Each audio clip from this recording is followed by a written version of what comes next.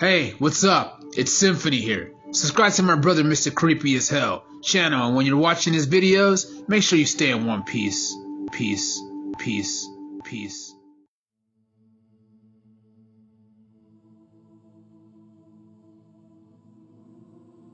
My name is Arthur, and I recently got me a new car. I live in New York City, so sometimes it can be a hassle with traffic to get to work, but I'd rather have a car to drive in than to ever take the subway again. And that reason is because something scary happened that really changed my life. This happened about a year ago. This was around Christmas of 2023. I just left the mall and I had a bunch of gifts and presents that I had to wrap up. My hands were full. I was trying to get on the subway that was going to take me back to my place. The time was 11:30 and the mall that I just left out of just now closed. I usually don't like taking the subway late at night for obvious reasons, but I figured I'd take a chance since the travel time from the mall and to my place was only about 10 minutes. I was waiting for a subway. It was supposed to come in about 10 minutes. As I was waiting, I noticed that there was two men that were sitting off in the corner just watching me. I felt uneased about it, but I paid it no mind. I was just praying and hoping that the subway would get here quick enough so I won't have to worry about being near these guys. But as I was waiting for the subway, that's when I heard the men walking slower towards my direction. I watched them, but at the same time I acted like I was on my phone.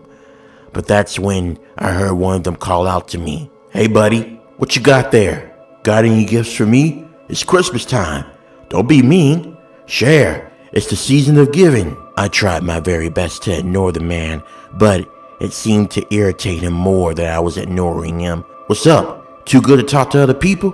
You think because you can buy all that fancy shit that you better than everyone else? Huh? Well, you know what? I'm gonna take that shit away from you." That's when the other guy pointed a gun in my face, and I can feel the intensity of the situation going from bad to worse. I can feel my life slipping away as the man pointed the gun at my eyes as I stared at the barrel that was facing me. I did what the men wanted, and I let go of everything that I bought out of the mall. I thought that would be it, but that's when the gunman told me, "Sleep tight, motherfucker." I remember waking up in the hospital. I was groggy and I couldn't get myself together. I didn't know what day it was or who I was at that moment. I turned and I saw a woman that looked familiar to me. And then as I looked at her, I realized it was my mother. My mother had her hands over her mouth crying, and she called out for the doctor. When the doctor came in and examined me, they told me that the surgery was a success. And that's when I found out what happened. Apparently, after I was shot, there was a woman that happened to be a bystander, and she called 911. The ambulance arrived, and I was in critical condition. But somehow, I made it. And from what I was told, they haven't caught the men.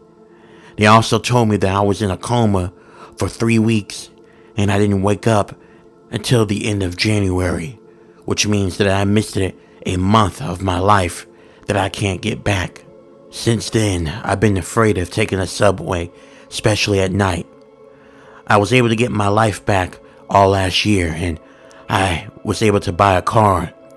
I'm happy now that I don't ever have to take the subway. Hopefully, the cops find those men so they can pay for what they done to me.